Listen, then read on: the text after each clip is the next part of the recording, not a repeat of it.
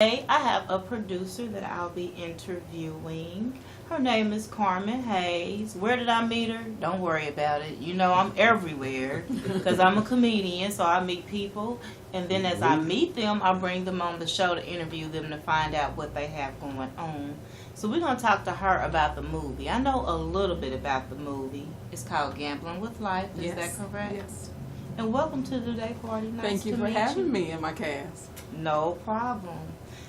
What inspired you to make a movie? How did you even become a movie producer? Let's start with that. Oh well, I've been writing all my life, but honestly, my family, my life experiences have basically pushed me to write because a lot of times when I would deal with pain, I would just write. So just to kind of keep myself out of trouble, to kind of keep myself sane, just I would start writing. And so it wasn't until later in life somebody saw my writing and asked me what was I doing with it. Did you publish any books before you did your movie? No, I have not, but that may be in the future, but not right now. How long did it take you to write Gambling with Life? Honestly, it's taken me, what I would say about maybe a month. Because it got started, yes. I got started trying to do a contest. I wrote for a contest. It was during the winter season. I went downstairs and I just had an idea and I just started writing just a little short piece. About maybe 5 pages, and I just came up with the conflict. And the contest gave you a theme already. It gave you a title, a theme, and the theme was anger. Anger, okay. So I had to write around anger, and so it was the budget for it was like under $1,000. So I had to seriously just think of something to write about surrounding anger that if I were to shoot it as a movie, it had to be under the budget of $1,000. So that's where it really kind of was birthed. And so I created Vile, V-I-L-E. Okay. And so with creating Viles, I created characters, I created dialogue, and so that's it. Then that's when somebody came into my life and was asking me when she saw it, what were you doing with this? What are you doing with this? And I said, nothing really. I said, I was trying to submit it into a contest, but I really never did. Because just the fear of being rejected. So you did all that work and spent the budget money, did the $1,000. Well, actually, not the budget money, because I didn't get to that point of shooting it. You didn't shoot it, yeah, so she read just what you had written so far. What I just read, yeah. Okay. Correct. And so from there, she said, well, why don't you do this? And I said, okay. And so I just basically started taking steps into, creating audition calls. And so I did that. And so people started coming from everywhere. And that's what really, to me, that's when my dream became surreal. It's like, wow, people are actually reading my words and they are creating life with this. And so when that happened, that's when I did start, preparing to start filming.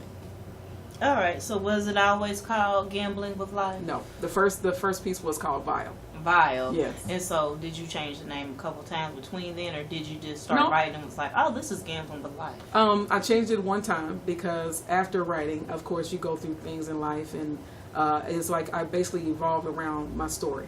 So, of course, the contest, the deadline had passed, and I started meeting people. I started, creating the characters, coaching them. So with doing that, you just grow with your story. You start adding to it. What's the plot for the movie? I would say redemption. Somebody that's looking to break out of something, trying to free himself of pain, from gambling addiction, from drinking, from just freeing himself and trying to find his way.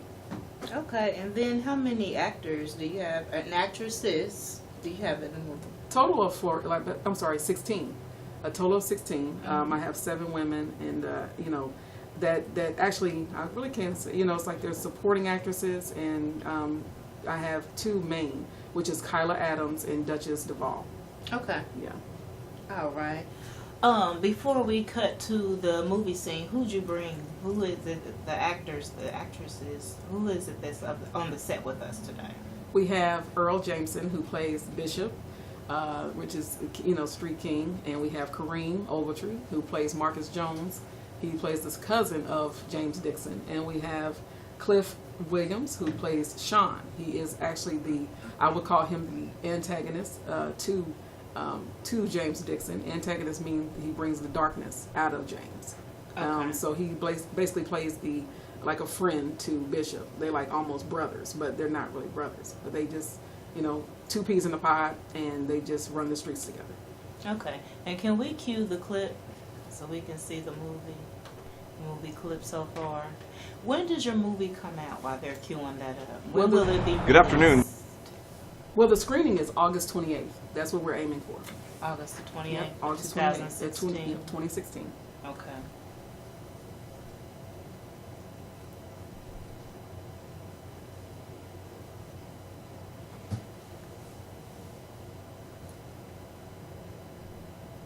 Good afternoon, this is Kent Wallace reporting live from Channel 62 News. We're here at the headquarters of Money Green Records, and we understand that pop music superstar Carrmen Dixon is inside signing a new contract. Who covered your black ass when you lost your daughter, huh? Good afternoon, this is Kent Wallace reporting live from Channel 62 News. We're here at the headquarters of Money Green Records, and we understand that pop music superstar Carrmen Dixon is inside signing a new contract. Who covered your black ass when you lost your daughter, huh? Hey! We are family, but I will kill you if you ever mention my daughter's death again. That's the snippet. Yep, that's All just the teaser one of Gambling with Life. But we do Teaser have number another one one. out there. Oh, okay. And where can they find that? Right now, you can find it on YouTube, and it's under just GWL Teaser 1 and Teaser 2. Now, before I start bringing up the actors, because that's who we have here, do you have anything else coming up or anything related to the debut of your movie? No, not currently. Because right now we're still, in production, so we're still filming. Oh, We go back to filming December 5th. Okay. Now that's crazy. That's gonna be crazy because it's a nice little steamy scene Oh, that we're gonna scene. bring out in Gambling with Life. Yeah. Okay, so then maybe we need to do another set and get the actresses on here too. Yeah. Because I want to know, how do you act out a love scene? Okay, I've acted out some. I ain't gonna lie. Right. I've acted out a couple. All right now. Maybe I should bring you on set so you can help, the actors. I'm gonna take a few more classes, but yeah, Right. because I don't Oh, want to no. act out no more love scenes. I'm gonna work on my acting though, and I might be in your next movie because I'm sure it's gonna be plenty more. I'm sure this is not gonna be the Oh only no. one. CMJ Productions is that's what we're gonna do. That's what we're embodying, is helping others to create their own films as well as bring others out of me, that I have currently written. Can you bring up your first character, or the first character we're gonna interview Sure. that's here to join us in talking about the movie? Sure. Earl Jameson. Come on up and welcome to the day party. Well, thank you. So his character in the movie is named Bishop. Bishop. That's a baller name. I know, right? Who wrote that? You wrote that? He created it. Actually, I Oh, created you that character. created Yeah. it. But I created that character. She actually just kind of wanted me to help out with the movie. Mhm. And she said, I need like a real nice antagonist, someone to kind of stir up some stuff. And I said, well, what would be funny is if he owes somebody some money. And so I created the character Bishop. That causes anger. Absolutely. Yeah. Absolutely. So you came up with Bishop. Do you have any acting experience? Was this your first movie? Yeah, it's my first movie. I've done, school plays, when you were a kid, stuff like that. But as far as this, no. I've never done it. Are you bit by the acting bug? Do you see yourself doing plenty more movies? You I like say looking for no. I other think he roles? should. I think he should. I say no, but who knows? I think he should. No. So how do you get ready for like studying your lines, and when you get ready to perform and you got to go into Bishop? How do you go from Earl to Bishop? What is the preparation for that? Well, actually, I'm a big time movie buff, so I think about a lot of gangster type actors. Whether it be big actors like Al Pacino and Scarface, something like that. Something as small as the guy that played the Street King in the movie You Got Served. His name was Emerald. So Bishop is kind of based off of him. Okay. And so there's different combinations of movies that I've seen. I kind of channel each of them into Bishop. All right. Okay. Well, we're going to cut to a break because after this, this is a day party. We don't just sit here and just talk about stuff. That would be dry and boring, duh. We're going to bring up our next guest because we're going to chop it up. We're going to have Chrissy, the bartender, Kristina Battles from Club Silhouette. Oh, yeah. She's going to mix us some holiday cocktails, and then we're going to meet the rest of the actors from the movie Gambling with Life and talk about this movie a little bit more when we come back. Cut. Oh yeah, it's time to get the drink on now. Yeah.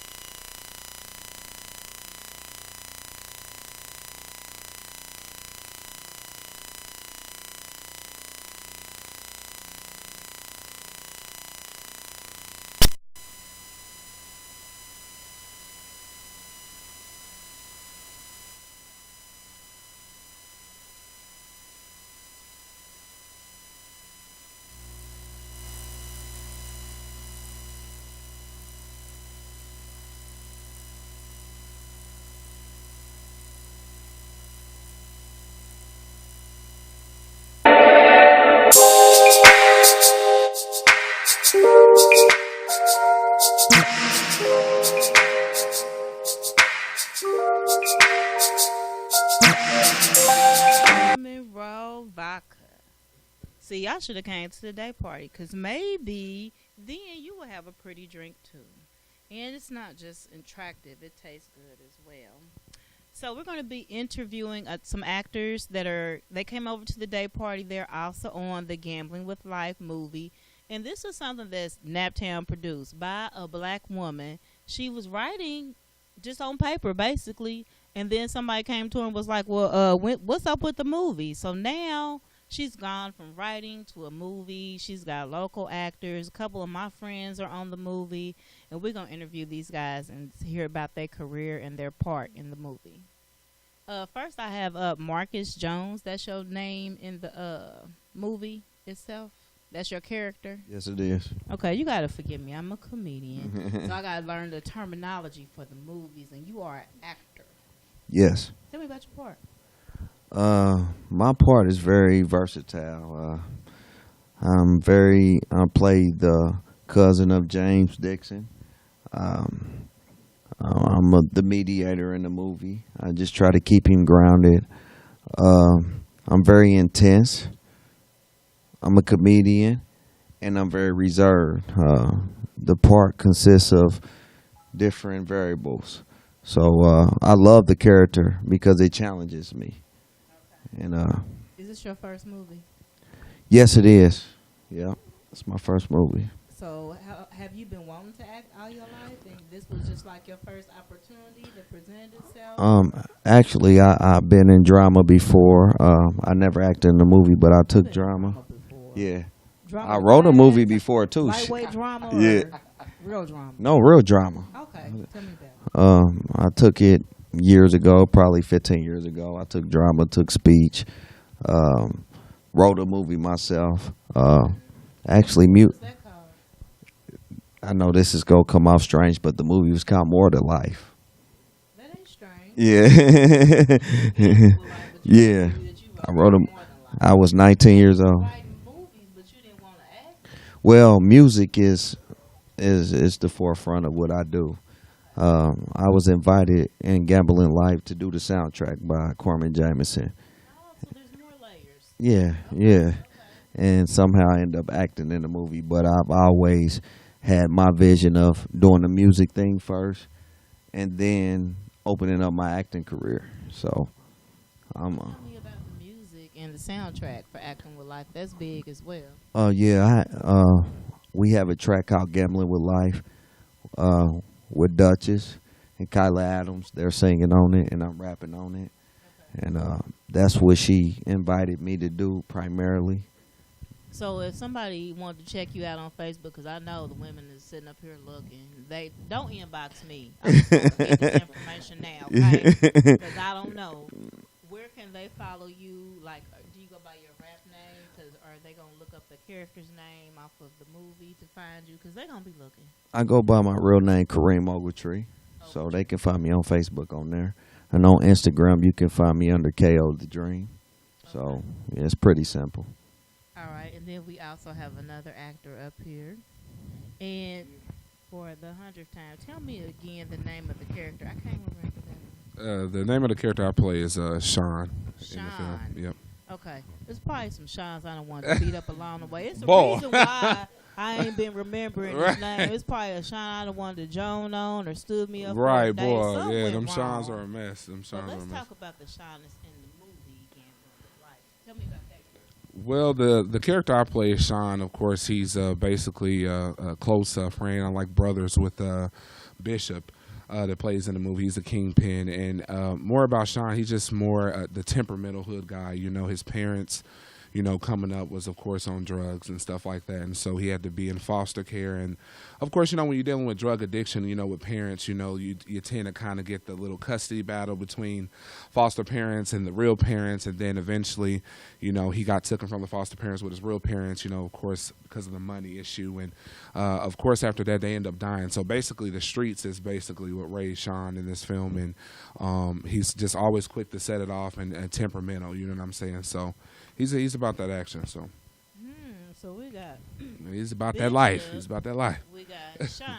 We got Marcus Jones. This movie sounds kind of Like, it's a lot going on. Yeah, I mean, it seems like it's the undercurrent, and then it's like the part that's at the top. So it's gambling with life. Right. And then you got these three guys that got these things going on in their life that's going on. Right. But it seems like they in the streets too. Well, yeah, everybody's got a situation there, going on. Of course, everybody has a past and every things that they're trying to overcome. And shout out to Blaze Nally. He plays James Dixon in the film. And, of course, it's centered around his addiction, with him owing money and getting himself in compromising situations that basically puts him and, his family in jeopardy. So there's a lot that goes on with the choices that he makes. And so I just basically kind of am basically about to lay him to rest type deal. So, yeah. Same question. So this is your first acting job, right? Not technically. I did theater production in the Civic Theater. I did some productions there. I've also did a little comedy sketch in New York when I was in New York under a production. And shout out to Brandon Johnson. He was in New York, and of course I did that. So this is my first film and movie, but of course I'm not new to acting and doing production. So this will be my first film. So do you see yourself doing more? I do. I see myself doing a lot, Of course, I try not to limit myself, what I'm saying? You try to, of course, always try to be on the up and up. I think the more opportunities that come along, the more I would do. But the industry is just so up and down, now. So first and foremost, I'm real to myself. And I try to do that, implement that in all that I do. But I can see myself doing a lot of, venues and, business ventures in the future. How do you go from Mr. Ogletree, the rapper, to Marcus Jones, the character for the movie? What do you got to do to get in the character and get yourself together and ready to perform? I just got to think about things that I've been through that's similar to the movie, and I have. I just got to go into the Matrix. I got to. The red or the blue pill? Yeah, I just got to really focus in, and I just got to think about something in the movie that relates to me and my personal life.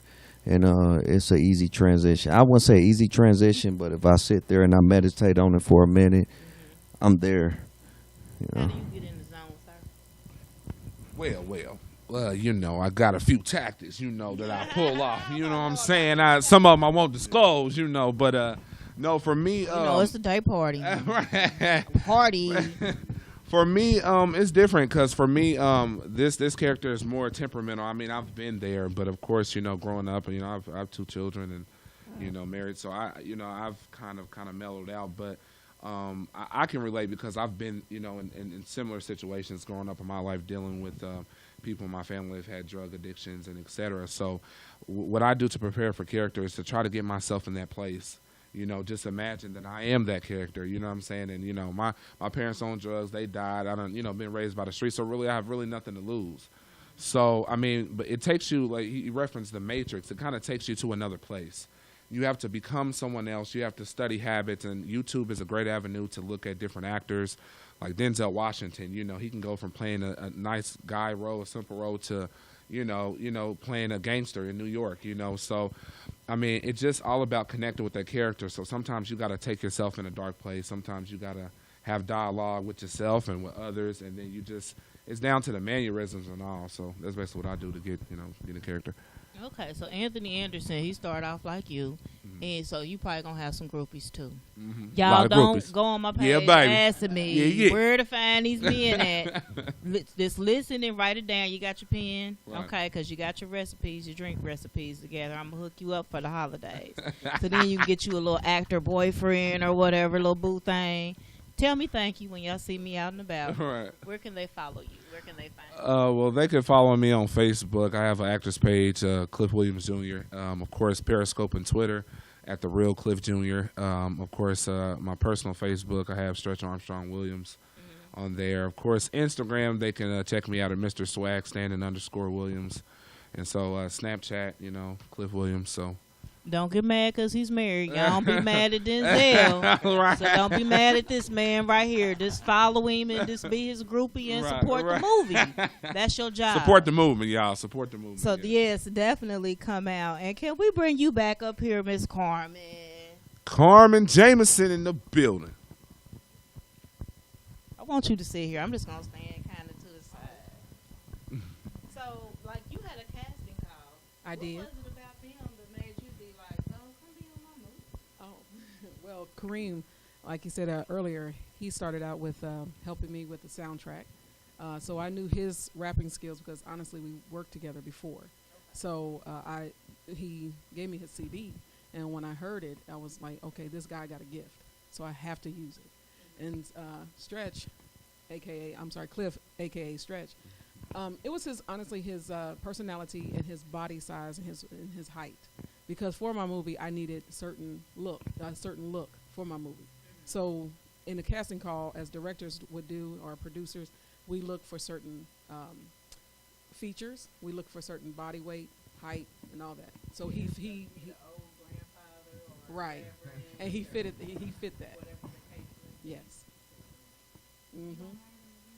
I would. She better, y'all. She better, boy. Yeah, I don't think that. Yeah, I definitely yes, I would definitely hire them again. All right, well, we're gonna take a break, and then I got some other questions for them. It's not about the movie. All right. We open to that too. Right. Holidays and things. She about to ask us some personal questions. I want to know who was acting over my mom's house. Oh shoot! All right. I was trying to get it out of here.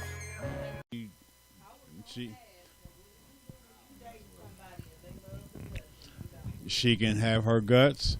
I'm gonna have my tradition. I can't do it. Anything but guts. No. Well, actually, unfortunately, I had to work that day too. So yes, I work at a nursing home. So no. Not at our residence. Oh no. I came from a family full of nut eaters, and when they told me what it was, I said, "Do what? Y'all?" So y'all mean to tell me if I drop a hot dog on the ground, or if got a hot dog got some doodle on it, I can just wipe it off and eat it. If I want Pretty much. That's pretty much what it is. I don't know. That's pretty much what it all is. that. You know, you can clean up any way you want to. You can call it chitterlings, you can call it Kentucky oysters, chitlins, KYs, whatever you want to call it. It's still the same thing. I'm Earl. I don't, AKA Bishop. I don't do KYs. That's not my thing. I don't. Growing up, I had a stepfather who cooked a lot. You know, Mike Nickens, shout out to him. But yeah, he can cook, but I just did not like KYs. The smell of them. I mean, my grandma's I say the best cook in Indianapolis. You know what I'm saying? No offense, Earl. I mean, you're the best caterer in Indianapolis. She's a Southern woman, so she's my grandma. Shout out to my grandma, Della Carrington. But she did not have guts on Thanksgiving because she know we wasn't going for that. I mean, it just puts an odor in your house, and I cannot get into it. Just the look, the texture. I'm cool. I'll stick with that ham, that yams, that turkey, that macaroni and cheese. You know, the banana pudding, that pizza cobbler. I'll stick to the basics. So. But you can keep them guts. Right? No guts. No guts.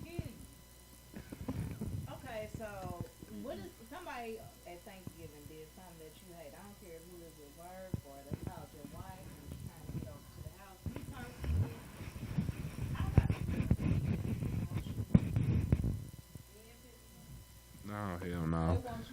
Oh, hell no. We can't do all that now. Everybody driving, but you apparently. Well, you need them feet. Don't fail you now. That's it.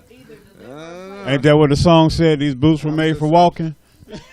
I'm just saying, because, I mean, you always have that in each family. It's always a double standard. You know, you got to pick them up. You got to, you know, they want you to make their plate. They didn't bring nothing, especially when you got family gatherings. Everybody want to come, but don't nobody want to. No, the only thing they brought was some foil. Right. and some Tupperware bowls. You know, I got an auntie right now. I ain't going to name her, but she know who she is. Or Wanda Hessler. But no, I got an auntie, but seriously, though, she don't be playing about them Tupperware bowls. When she go to an event, she's ready, you know. So I'm supposed to go and get all full, eat all this turkey, and then take some. I have about 5 shots of Remy, and you want me to ride you home? Right. No. That's a no go. What you hate on Thanksgiving? What I've had on Thanksgiving? What do you hate? I hate that when everybody's I don't do cranberries, but What is the purpose? I mean, exactly. I don't see what it complements. Put some color on the plate. Right, just a little garnish or whatever, but I don't do that. What? Yeah, they do. They make it with almost everything. You trying to call me white? So you know what? Do you eat cranberry I sauce? love cranberry sauce. What? I just thought it was just there, and then it's still shaped like the can. So You know what? What you do is you use it like it's basically a jellied cranberry. So you use it like an unofficial jelly on your dinner roll. that's me. I can't. Jelly I can't. on my butter. I don't like that. Well, I don't like jelly on my meat. If I got a sausage biscuit, don't put no jelly on there. And see, I'm with you, sister, on that because my mom, she likes jelly on her sausage biscuit. So when we on a one-stop shop going to McDonald's, I'm like, I want a sausage biscuit. And the lady asked me if I want jelly, and I'm like, no, I don't do jelly. I don't like when people be like, can I take Earl a plate? And Earl ain't showed up in 10 things. And Earl already at about 5 houses, already done racked up on 6 plates already. Well, it's called networking. You know what? No, but one thing I will say that I hate is that after everybody has ate, everybody chilling, you always got those select few. Because, you probably got some older ones in the building. So, if somebody dipping off and drinking, some more, smoking on that pack, you got a whole group that just leaves suddenly. The older person be like, man, where the hell James and Earl and everybody and them going? Where the hell they done got up to? They outside smoking. Them niggas ain't shit. But now, yeah. no. Here's the part that I can't stand. Now I'm not going. That's dope. I'm not going to You put high off the that family damn member. reefer. I'm not going to put the family member on blast. My wife knows who I'm talking about. I got a family member that allows you to bring whatever you want to the house, but you don't leave with nothing. That's part of, hey. No. He asked my wife to make him some chitlins one year. That was for him. No, he didn't put in on them. He didn't put in. Yeah, he did. He had the money. He just didn't want to put in on it. I brought a whole crock pot of chitlins for him. And do you know he kept it, put it in the refrigerator? You touched the gut? No, I carried the pot. And then y'all came in. So if you got a gourmet dish, to him, that's a gourmet dish. It was carried in by the caterer of the family. We're not even going to talk about that part. And he probably had some pre-cleaned and he cooked them down. And No. He had no chitlins before we got there. So why wouldn't he hide y'all? You think he about to let the whole family eat them? But see, him and my wife are the only ones in the house that ate them. Well, he didn't get none. He figured she No. But that's a whole nother. But see, that's a whole nother show that we can do on another day. Let me tell you something. One thing I will say that I dislike is the person that contribute to something. You know how you always ask family member, bring some silverware, bring something to drink, or if they bring a side dish, and then they bring the dish and they want to take the dish with them. Like people only got a few spoonfuls. Yeah, talking about I got to have food for later. Now you know that we done had the whole event here that's supposed to be the whole food supposed to be. I only get one scoop, and then they always standing over their product. You know what I'm saying? What if it's already ate out of? They don't. Some people don't have no they shame in the game. Out before they got it there. They don't care. They still want to take it home. They taking the cake home, and then don't let you have leftovers. Boy, they'll take the. You gonna use the rest of that flour right there? I think I might need that for. They done gathered up the crumbs and made it. Yeah. Now, being a chef and caterer, the only thing that I run into, and this is no matter what holiday is, these people realize that I cook every day for a living. Right. And it is automatically assumed that you gonna cook on the holidays. What you bringing? What you cooking? We coming to your house? No. Right. I'm not bringing anything except my appetite. Right. Now, what would you pitch in the rest of the year? Nothing. Some of everything, because everybody wants me to cook for them for free, even though I'm a professional caterer. You shouldn't be all good. People be hungry, Earl. You don't understand. I don't think they be understanding, boy. That food come with a price. But you know what I will say on the sidebar, though? I will say that when I say he's a good caterer, he's a good caterer. I mean, his food is pretty exquisite, you know. So, I mean, you're going to want to pay for it. You know what I'm saying? Just the stuff that you don't have on a normal basis. And, you know, some things that we turn our nose down to that could, you know, actually be good and decent. I don't do any kind of liquor with milk, but I just had one today, boy. And that was off the hook. Shout out to Crystal Battles in the building. You know what I'm saying? Shout out to her. She hooked us up with the drinks. But, you know, so you just open your mind. Right. Them butter and crowns is the truth. Right. I didn't have no strawberry drink yet. I have yet to get my strawberry drink before I leave here. So I'll see you when I get up out of here. But when people pitch in, like, do you get mad if they bring generic pop? Yes. oh, I hate it. I hate it. Why? Why? I think. Ooh, Wildwood Don't bring is me a no throwback. Wildwood. Don't bring That me is no a Big K. I don't want none of that. I mean, it's. No, I don't want no big. Now, well, I take that back. The sweet tea is kind of off the chain. No. I feel like the cheapest brand you should go on Pops is Fagos now, because everybody like Fagos, but you can't be bringing. I don't know somebody about tell you to Faygo. get a Maybe 2 that's liter. just You me. bringing, what I'm saying, Wildwood, for example. Nah, you can't But do you that. know that's what we're gonna do. We're gonna bring all the black flavors. You know what those are, right? What's the black flavors? Name them all. Pepsi, Mountain Dew, Orange, Sprite. grape, and anything red.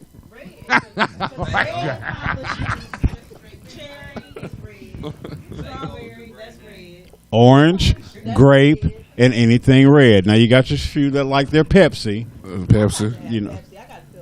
But I guarantee feel the you, heat. and you might have some lemonade splashed in there, but otherwise you're gonna have them 3 colors there. I guarantee you. Don't get me wrong. I'm not knocking brands, but when it comes to certain stuff, like I like Oreos. I can't do the Chalk Mates, and I can't. Fagos is cool because Fago is like a name brand. You feel what I'm saying to you? Fago is a popular brand. I mean, if you think about all the flavors Fago got, Cliff, I mean, it's not Cliff, basic. Really? They have a flavor called Red Pop. Red Pop. What flavor apple. is that? Right.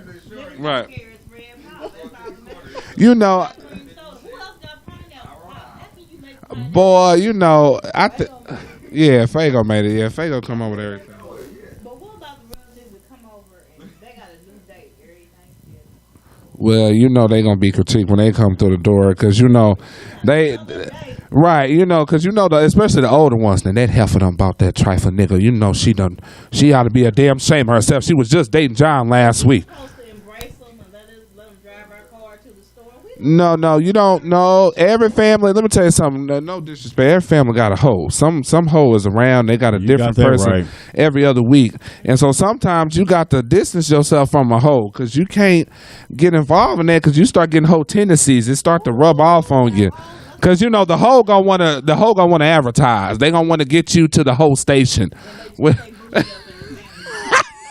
Always, everybody taking a nice picture. They always got to be the one that's extravagant and nasty. The one with the booty bump and the duck lips.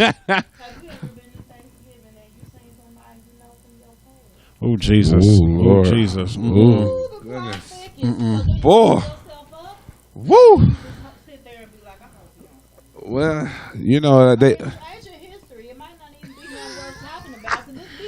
But you know what? Yeah, but that initial shock of seeing them, people in the family can pick up. Yeah, they can pick up there's something going on. Well, I always say the motto that there was an enter, there was an exit. So sometimes I just don't I don't entertain it. I mean, because if it's somebody that was in my past and I'm not currently dealing with you now, and you done popped up with a cousin, that's the whole of the family. Yeah, but then right. But some people can't shut up. It's gonna slip. Cause I was gonna say you can do that, but then you always got that one relative like, didn't y'all used to go together? Oh, that's such and such. Right. I was with everybody in the 5th grade. Everybody that wrote me in all that circle. Yes. You know what? Yes, you know what? I'm just saying. Hey, if it was before you came for the first time, hey, that don't count. That wasn't your boyfriend. We didn't do nothing but clothes burn, and you want to tell everybody. Well, they got to get a thrill off of that, because most of them they gonna lie. You know what I'm saying? We clothes burn. We was in love. We wasn't in love. We was kids. Do y'all got the relatives that act like they was like they holier than thou now? They like sitting next to Jesus. Oh God, we got one of them.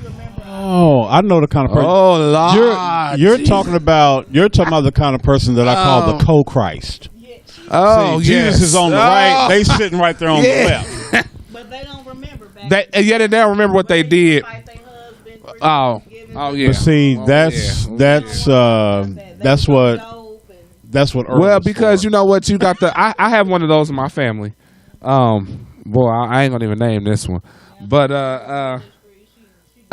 She head of the women's ministry. But no, you have the ones that are so holy that when you get there, they're always, your business. I just had one that just recently just was trying to check me about Facebook.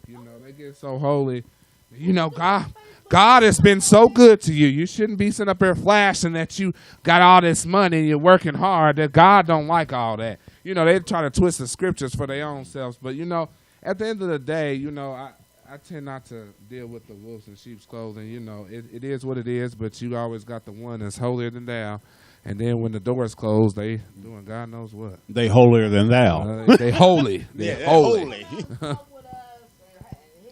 But exactly, yeah. They might as well go ahead and do it. I tease a few of them. They need to hit. But see, when it comes to those that are holier than thou, my favorite ones are the ones that made Jesus out to be a bigamist. How many single women have you heard say, "I don't need no husband. Jesus is my husband"? You know what? Do you know how many people Jesus is married to? Or better yet, Jesus take the wheel. You ain't even got a car.